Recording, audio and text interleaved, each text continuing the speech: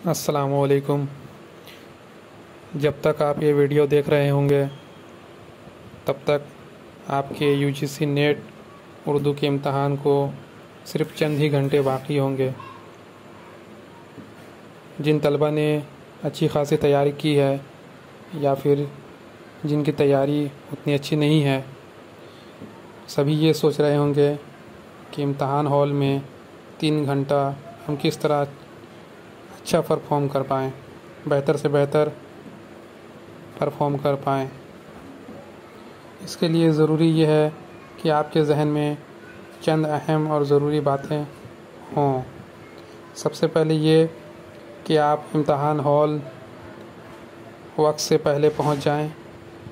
इम्तहान हॉल में जाने से कबल तमाम ज़रूरी चीज़ें आप चेक कर लें कि आपने रखी हैं या नहीं, जैसे कि पेन, एडमिट कार्ड, इसके अलावा मास्क और अपना कोई आईडी प्रूफ और फ़ोटो। ये तमाम ज़रूरी चीज़ें हैं जो इम्तहान हॉल में आपके पास होनी चाहिए। इसके अलावा एडमिट कार्ड में आप अपना फ़ोटो चस्पा कर लें, वही फ़ोटो जो आपने फॉर्म भरते वक्त दिया था, और अपना लेफ़्ट थंब इम्प्रेशन भी लगा लें। सिर्फ सिग्नेचर की जगह को आप छोड़ दें। आपको दस्तखत एग्ज़ाम हॉल में इन्विजिलेटर के सामने करनी है।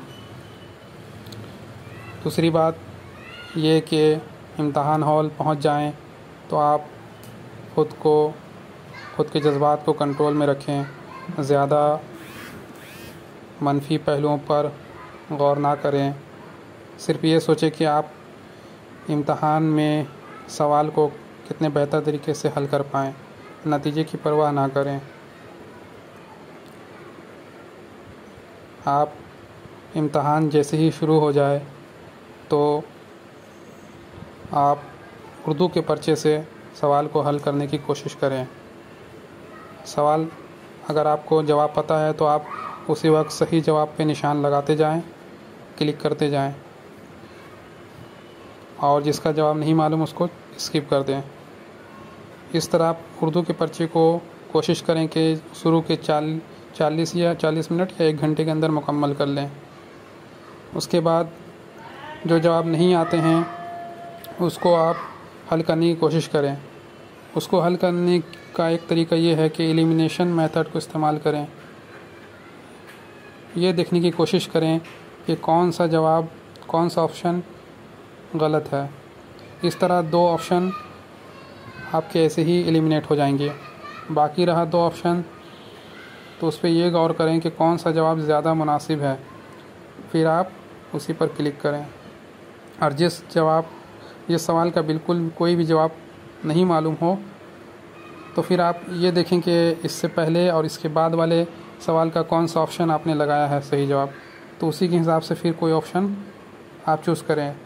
मिसाल के तौर पर अगर इससे पहले वाले सवाल का आपने ए आंसर क्लिक किया है और बाद वाले का डी, तो उम्मीद है कि इस सवाल का जवाब बी या फिर सी में से कोई हो। तो इस तरह आप कर सकते हैं। उर्दू के पर्चे के हल करने के बाद फ़ौरन ही आप पेपर 1 की तरफ आ जाएं। पेपर 1 में आपको जो सवाल आता हो सबसे पहले उसको करें। कोशिश ये करें कि मैथ, रीजनिंग और कॉम्प्रीहेंशन का पोर्शन आप आखिर में करें, क्योंकि ये तमाम पोर्शन जो हैं वक्त लेते हैं। तो आपने शुरू से अगर स्पीड से तेज़ी से इम्तहान को दिया है तो आपके पास आखिर में काफ़ी वक्त बचेगा। तो आप इत्मीनान से मैथ, रीजनिंग, कॉम्प्रीहेंशन और डीआई के सवाल को हल कर सकेंगे, क्योंकि ये तमाम पोर्शन ज़्यादा वक्त लेते हैं और आपके पास वक्त ज़्यादा रहेगा तो आप इत्मीनान से सही तरीके से हल करेंगे। कम वक्त में जल्दबाजी में अक्सर सवाल गलत हो जाते हैं। पूरे पेपर को हल करने के बाद आप एक बार इतना वक्त ज़रूर बचा लें कि आप एक दफ़ा पूरे पेपर का जायज़ा ले सकें और एक बार चेक कर लें कि कौन से जवाब आपने सही किए, कौन से जवाब अगर आपको लगे कि गलत ऑप्शन पे टिक हो गया तो उसको सही कर लें। इसलिए चेक करना ज़रूरी है।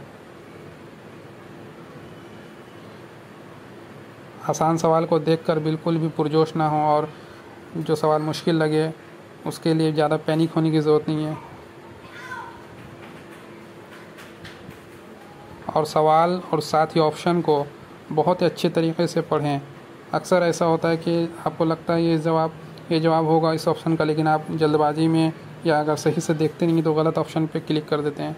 इस वजह से आपका मालूमशुदा जवाब गलत हो जाता है, इसलिए इस बात का ख़ास ख्याल रखें।